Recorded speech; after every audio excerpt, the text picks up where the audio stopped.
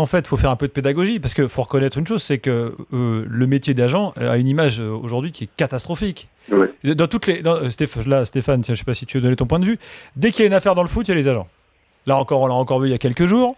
Il y a toujours soit les agents, soit des intermédiaires, on ne sait pas ce qu'ils foutent là, plus ou moins habilités à être intermédiaires. Le problème, moi je le vois depuis quelques années, parce que j'ai pas l'expérience de Stéphane ou de Bruno. C'est vrai qu'on assimile malheureusement agents, intermédiaires, cousins, tontons, on met tout le monde dans le même panier. Et c'est vrai qu'aujourd'hui, quand moi on me demande ce que je fais, je dis je suis collaborateur d'agent, je suis associé. De suite, ça interroge, mais ça interroge pas forcément du bon côté. De Tout de suite, suite, tu veux dire, on a la mauvaise image. Ce type est un peu louche. Ou il va le devenir. Où il est dans un milieu louche. Ouais. Voilà. Mais c'est Après, parce pas lui personnellement, mais Non, mais ça, c'est vrai. C'est vrai que il y a toutes les qui affaires dit agent autour. aujourd'hui, c'est terrible, parce que la vérité, c'est que quand on me dit le mot agent, les gens pensent qu'il y a magouille. Non, C'est la vérité. C'est un mot qu'on a entendu beaucoup ces derniers temps. Pas forcément dans notre milieu, d'ailleurs. Hein. Je parle du grand public, plutôt. Il y a beaucoup d'amalgames qui sont faits. Aujourd'hui, l'agent dans le football professionnel est un bouc émissaire idéal, puisque, je veux dire, c'est connu, on est à l'origine de tous les maux du football pro. Les joueurs sont blancs comme neige, les clubs sont plus blancs que neige, la FIFA, n'en parlons pas. Donc, ça se cristallise toujours sur notre profession. Et éventuellement, sur les moutons noirs qu'il peut y avoir, en l'occurrence, ça doit représenter peut-être 1% des transactions qu'il y a. Donc, mais bon, c'est comme toujours, hein, les trains qui arrivent à l'heure, ça intéresse personne. Donc on ne parle pas des gens qui font bien leur boulot, qui suivent bien leurs joueurs, qui font éventuellement, qui travaillent bien avec les clubs, qui font du conseil, ça on n'en parle jamais. C'est pour ça qu'on est là. Oui, Stéphane ? Il y a eu dernièrement une interview d'un président dans l'équipe qui disait et qui déclarait qu'il avait été amené à discuter avec des intermédiaires non licenciés.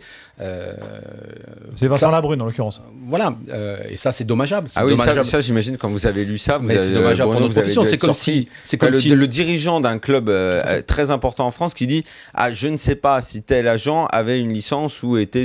Mais en gros, il fallait passer par ce mec si on voulait que le transfert se fasse. C'est comme ça, me dites pas, tous les dirigeants sont confrontés à ça. C'est comme si nous, demain, personne me téléphone et me dit voilà, je suis président délégué de tel club, je voudrais discuter du transfert. Je veux dire, je vais avoir le minimum, je vais prendre le minimum de temps pour vérifier si réellement cette personne qui me contacte est normalement représentant du club concerné. Voilà, il y a un minimum d'analyse.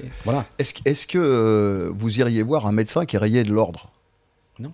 Eh bien alors, que le président du club se renseigne, savoir si la personne est habilitée à exercer les fonctions qu'il est supposé exercer. Sauf que... Non, il y a une grande Sauf différence. qu'il y a une grande différence. Si tu veux un médecin, tu vas en trouver d'autres qui traitent le même mal. Si tu veux ce joueur-là et que l'intermédiaire qui est avec lui, c'est ce mec-là dont on t'a dit que tu es obligé de passer... C'est le début de la lâcheté, de la faiblesse. Je suis d'accord, mais justement, de se dire, effectivement... on va travailler, c'est celui-là qui peut nous emmener éventuellement le joueur, donc on va écouter ce qu'il nous dit. S'il y avait une forme de fermeté, il dit écoute, nous on travaille avec des gens habilités, monsieur vous n'êtes pas sur la liste, votre joueur malheureusement on ne peut pas se permettre de le prendre puisqu'on contrevient à la loi. Bruno, non, mais quand on parle... le fait qu'un agent discute et qui n'a pas licence, il y a une responsabilité pénale. Les clubs qui discutent avec des agents non licenciés, ils devraient aussi avoir une responsabilité pénale. C'est-à-dire que ce que Vincent Labrune a dit dans cette interview qui était en off, on rappelle que l'équipe a choisi de passer en on suite à l'affaire de perquisition. Ça aura intéressé les juges aussi, d'ailleurs, qui étaient sur cette affaire, a priori. C'est pas normal, voilà. Ouais.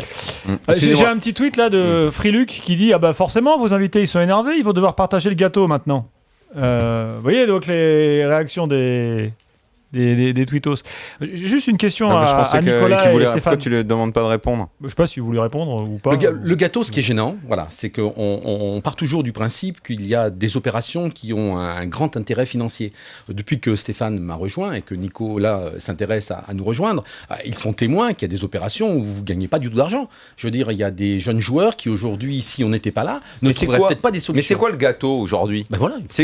Mais c'est quoi le gâteau aujourd'hui ? Il y a 10 agents sur le marché français qui sont, on va dire, qui font Daniel, le gros business. Daniel, vous prenez il y en a le combien site derrière? C'est quoi? Faisons une répartition. Vous prenez le site de la fédération. Il y a 366 agents qui sont répertoriés. Il y en a 170 qui n'ont aucun contrat déposé. Sur les 170 qui restent, si vous enlevez ceux qui ont 1, 2, 3, 4, 5 contrats déposés, il en reste une cinquantaine. Donc sur la cinquantaine, il y en a une trentaine qui travaillent. Il y en a peut-être une vingtaine 30, qui tirent. 40 qui vivent convenablement de l'exercice de la profession. Il y en a énormément qui aujourd'hui qui sont agents immobiliers. Comme ce jeune Pedro qui voudrait se lancer dans cette carrière, qui pourra passer sa licence, qui va créer son entreprise et qui au bout de 2 ans arrêtera son activité. Il y a énormément d'agents qui se sont lancés dans cette activité qui ont arrêté. Comment on fait pour perdurer? Ils payent pas leurs frais.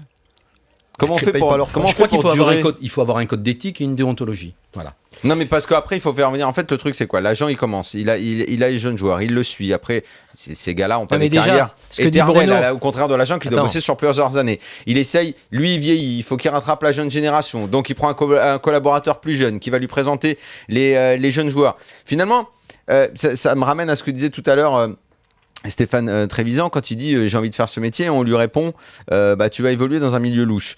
Et là, moi, j'ai envie de dire, mais où est-ce que ça commence? La définition de louche. Est-ce que c'est louche quand un entraîneur connaît l'agent parce qu'il lui a fait faire 2-3 coups et lui apporte sur un plateau 2 gamins du centre de formation en lui disant tu devrais bosser avec lui parce que lui il va bien te traiter, alors que c'est peut-être vrai qu'il va bien le traiter et probablement il va bien le traiter. Mais est-ce que là on commence à trouver que c'est un petit peu louche cette façon de faire parce que le directeur sportif ou l'entraîneur a un lien avec les joueurs et avec l'agent dont il est proche parce qu'ils ont fait des coups ensemble? Mais là, beaucoup vont trouver ça louche, comme on va trouver ça louche de la même façon qu'un agent soit proche d'un sélectionneur national et des joueurs qui peuvent éventuellement intégrer la sélection, alors que s'il n'est pas son agent, rien n'empêche qu'il le connaît par ailleurs et qu'il puisse quand même réaliser des coups. Vous voyez, c'est ça, c'est que c'est difficile à cerner les contours de qu'est-ce que ça veut dire, c'est louche, c'est pas louche. Tu vois ce que je veux dire, Bruno? Oui, mais bon,